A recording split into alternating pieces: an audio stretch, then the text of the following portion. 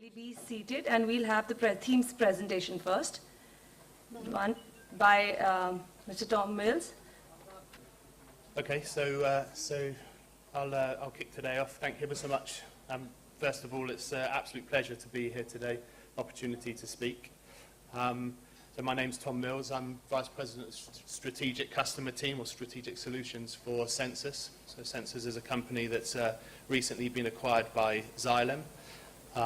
In the space of acquiring XYLEM acquiring us, it's put a very broad portfolio under one hat, under one company that covers off water solutions from clean water through to wastewater treatment, data analytics, and would love to take the opportunity to chat with each of you around our company offer. But for sure, today's presentation isn't a sales pitch. I'd like to spend just half an hour this morning introducing kind of the early concepts of a smart water network, end-to-end smart water network, and where and why it's of benefit and can drive efficiencies through the water sector. At the beginning, just some high-level introductory thoughts and some figures for us to look at. So as of the 1st of March 2018, and depending on where you look for the numbers, but we were currently at 7.6 billion human beings on the planet. So that's a 6 billion increase over the last 4 years. And a 0.6 billion increase over the last 4 years. And according to the UN, depending on obviously fertility rates, but we're expecting to be at 10 billion people globally by the year 2035. So as a water utilities and the sector that we're obviously all interested in, what challenges do we face? Well, we're also seeing challenges by climate change. We're seeing an increase in extreme weather events, and we're seeing a huge increase in droughts globally. Demographic-wise, we have individuals who have a continuous increase in demand, and due to the increases in population, there is a huge increase in the overall demand for water. So what are we as water utilities or companies interested in the water sector, and what is it that we're focused on? So water utilities are focused on driving efficiencies. That's key to every program that's being worked on throughout the water sector. The utilities are interested in increased network efficiency, so ensuring that what we're producing, what we're providing is making it to our end customers. There's an interest in optimizing the operational costs of that utility. So, with every program, operational costs are looking to be optimized. And in line with that, there's a need to reduce the carbon impact and the energy consumption, ensuring that the energy that we use to the best ability is being used to deliver clean potable water to our end customers. Due to the network, due to the increased demand and the huge population growth that we're seeing, there's a need to expand the network reach. There's a need to be able to provide a very finite resource to a far larger group of people, and to do that we have to expand the networks that we're operating. And just to make it a little bit more complicated, then the utilities are trying to do this while managing the impact of the climate change that I mentioned on the first slide, dealing with the increase in floods, and on the flip side of that, the increase in droughts, the changes in temperature that we're experiencing. And so for a utility to offer an efficient service to their end customers, they need to manage and control that network. And to be able to manage and control a water network, then data has to be provided. And then that data provided has to be acted upon. So, kind of as a precursor and introduction, what is a smart water network? So it's a smart water network, and there is no one answer to this question, and there is no boilerplate or a big broad brush that we can use to take to every country, every utility across the globe. Every single utility has to be treated individually, but on the whole, A smart water network is a fully integrated set of products, solutions and systems that will enable the water utility to remotely and continuously monitor, diagnose problems within their network. So using this data to understand what's happening below the ground and allow them to drive these efficiencies that every utility globally is striving to achieve. It also allows a water utility to comply transparently and confidently with the regulatory and policy requirements on water quality and conservation.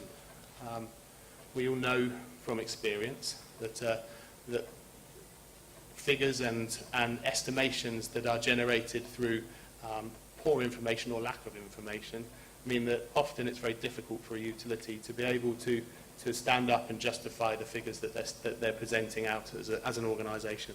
By bringing accurate data through, moving that to the right points within the organisation, it allows a confidence that the data and the information and the outputs that come from it are accurate. And our smart water network, it provides customers, water customers, us as the consumers, with information and tools that they need to make informed choices about their behaviours and water usage patterns. So we know that by providing the right information to the consumer, we can start to change, we can start to influence their consumption patterns that make it easier for a utility to deliver their service and to cope with the high demand periods of time during the course of the day. So then physically, what is a smart water network? So a smart water network, it comprises of, at its highest level, it comprises of 5 layers. So the first part is that we have to have a series of sensing devices, measuring devices out in the field that are accurately monitoring an event that's taking place. Then that information that's being generated has to be communicated.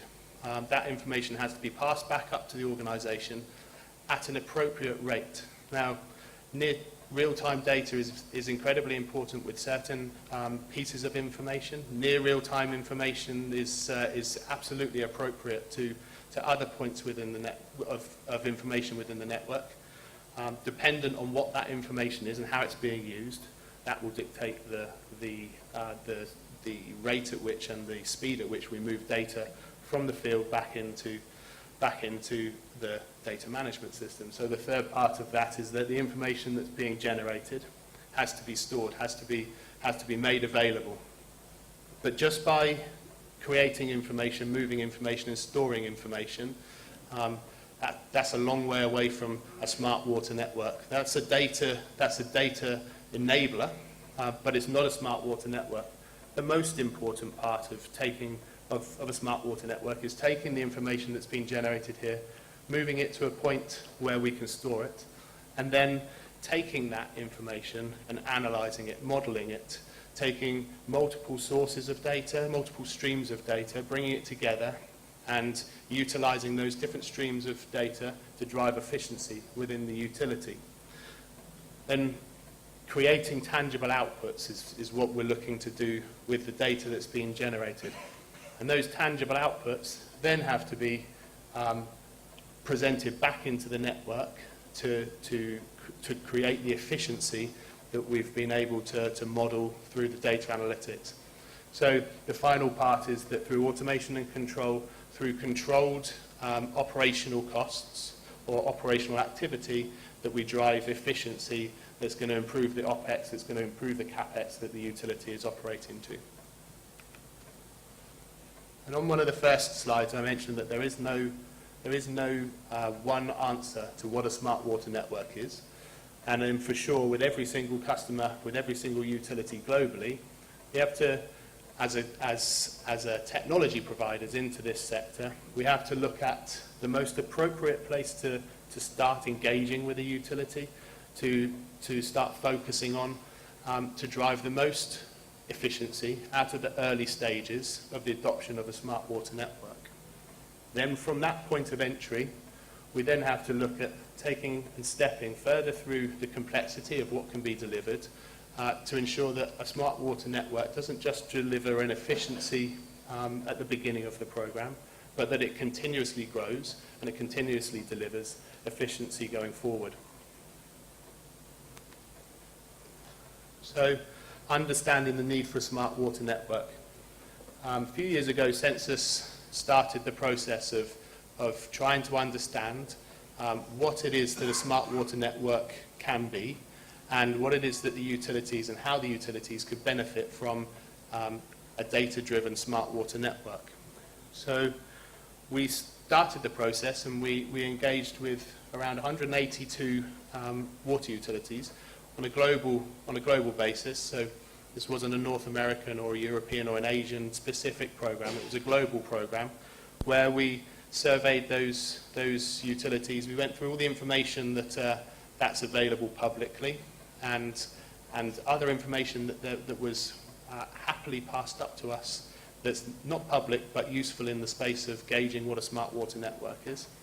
And as an output, we looked at what the benefits financially, what the benefits are, or the efficiencies that can be driven by smart water network on a global basis. So this information isn't specific to one market, as I said.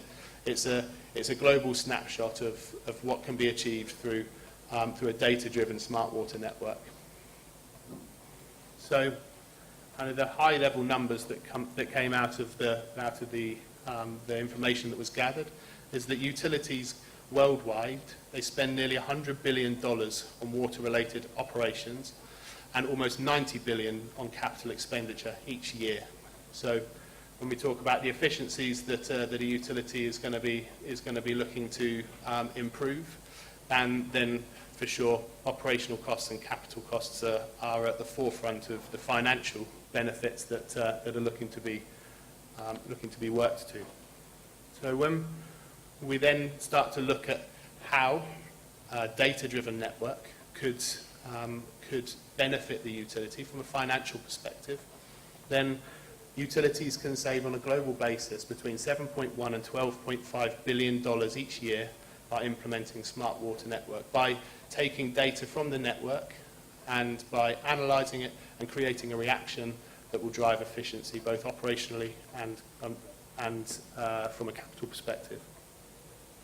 So for the purpose of this discussion today, we've broken this out into the four major groups that in totality bring together that 7.1 to 12.5.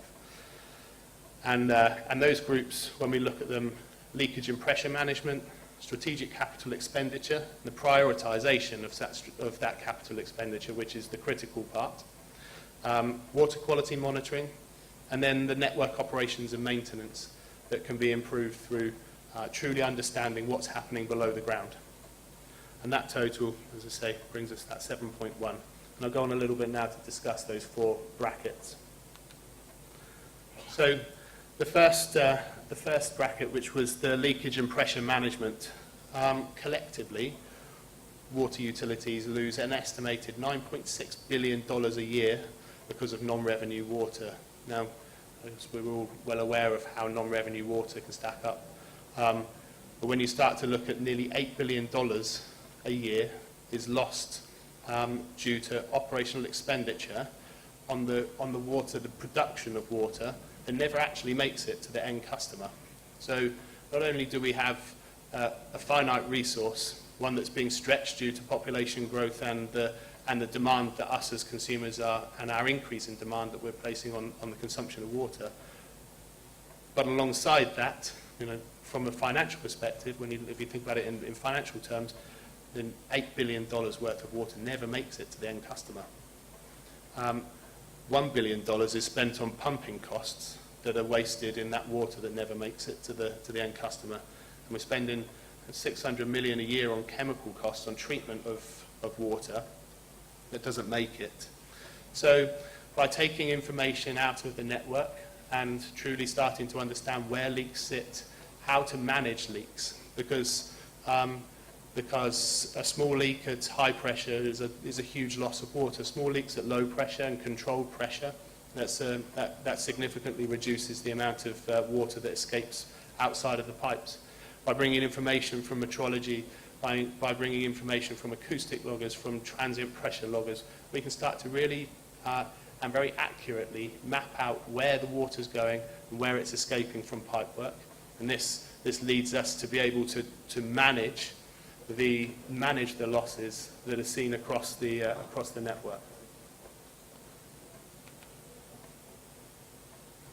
So managing those losses and then reacting to how best to reduce those losses leads us on to the strategic capital expenditure and the prioritisation of that.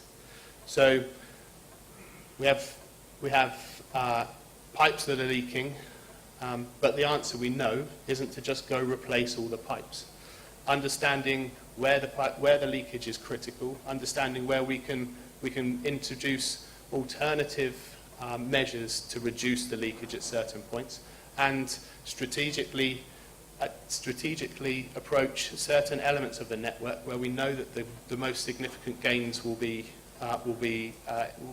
introduced. And maybe more importantly than that, though, it's important to not then, through lack of information, maybe lack of judgment, to go replacing the assets that are actually performing well, but through age or through other criteria that we would maybe make judgments on without real information coming from the network, we would assume that asset was a poor performing asset. This introduces huge savings to the utility that can very quickly start to fund other programs that the utility can benefit in driving this total company efficiency that they would be looking to achieve with smart water network. So by advanced modelling of the information that's coming out, we can leverage that to estimate the real and the remaining lifetime of assets. I think later in the day there'll be other presentations which will start to focus in on how to control the life of assets. So water quality monitoring. As a smart water network solution, water quality monitoring enables a utility to automatically sample and test the water quality and intervene where appropriate to mitigate potential threats and risks. So implementation can result in obviously lower costs from labour and the equipment costs that are needed to gather this. And to link through to the chemical costs that we introduce, by understanding the amount that's needed rather than estimating the amount of chemicals that need to be introduced into the network to maintain the quality of water that we need to maintain for our customers to drink it, we can significantly reduce the amount of material that's required. Back to the point of that we can also ensure that regulatory and quality standards are met. And greater information in that shift of quality as it passes through the network. Now, shifts in the quality of water or compounds found within the water, that can also give us a good indication of what's happening through the network, because leakage points aren't just an escape path for water, it's also an introduction point for contamination in the water. So we can use this information to not only improve the service from a water quality perspective, but also to, again, as another stream of data that can be used and can be added to other streams to understand the performance of the water, of the assets below the ground. Network operations and maintenance. Now, streamlining of the network operations and by automating the tasks associated with routine maintenance and operations of the water distribution system will significantly reduce our operational costs as we start moving forward by controlling the truck rolls that go out into the field, by ensuring that when we shut down one element of the network, that we understand what the implications to the rest of the network are, by utilising hydraulic models alongside an ever-growing and better understanding of truly where the assets are underneath the ground, because we all know that utilities have a base layer of information about where the assets are under the ground and the link paths between DMAs and so on, but really understanding that information, truly understanding where DMAs are connected and the knock-on effects of events within the network. This introduces a significant increase in operational efficiency. So deployment of automated and remote controlled valves, pumps that can be used to quickly shut off and adjust flow and pressure to facilitate maintenance and installation and asset replacement activities, where we can ensure that customer downtime is at an absolute minimum, whether that be through controlled maintenance or through an event that happens due to maybe asset failure in the field. And a more robust distribution system with remote controlled assets will help utilities to save on the labour cost, optimise their maintenance needed and reduce the disruptions ultimately, one of the most important parts, but reduce the disruptions to customers, communities for water shut-off. There's lots of programmes that are being looked at throughout India at the moment around moving towards a 24/7 supply. And when you start to consider how we can bring information together to understand what's impacting on that 24/7 supply and allow the operational processes that need to take place to improve it without creating a further detrimental service for the customers, and this information can be incredibly valuable to the utility. So a conclusion, I'm not quite sure how long we've got left, but in conclusion, smart water networks, they represent a tremendous opportunity for water utilities. And this is an opportunity that's available, that's there now, that can be acted on, can be grown and can be tailored to each individual utility's requirements, specific requirements to drive the most appropriate levels of improvement in efficiency and operational capital efficiency through the utility. These improvements can introduce significant financial savings, and one of the most important parts about this process of addressing each individual utility's needs is, as I mentioned, is picking and working with the utility to understand the most appropriate first steps towards a smart water network.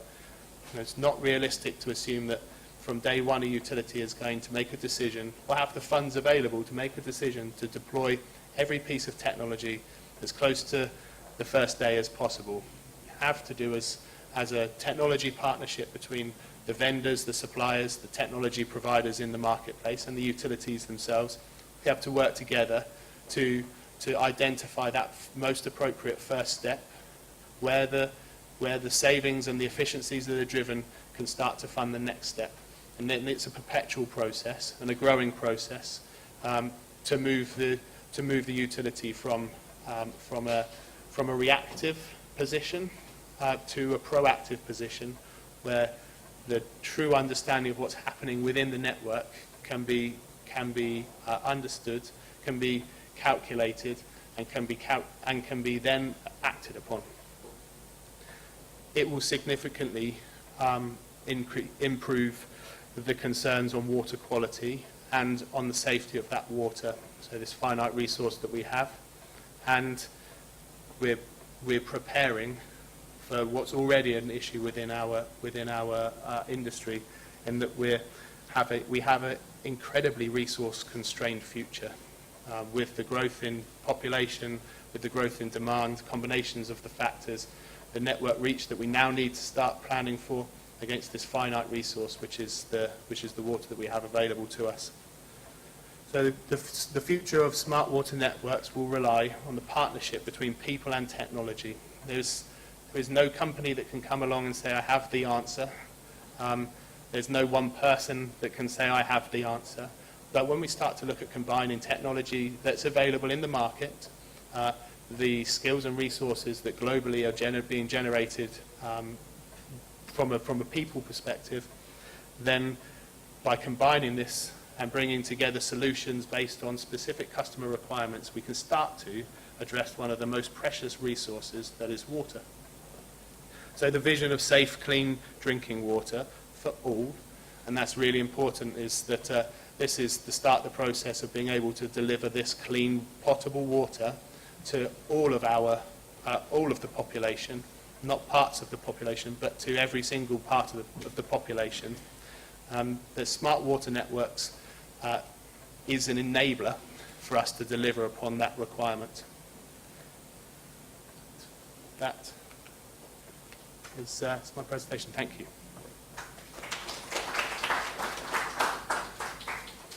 Could I just as now there's a few more heads in the room, could I just also mention that this afternoon at around 5:30, so when the sessions close, then we'll be hosting a drinks reception. It's going to be on the Buddha Terrace, which I believe is just around the corner from here. And we'll be hosting a drinks reception, which I would love to invite every single one of you to, and it would be fantastic to take the opportunity to talk more in that environment. Thank you very much.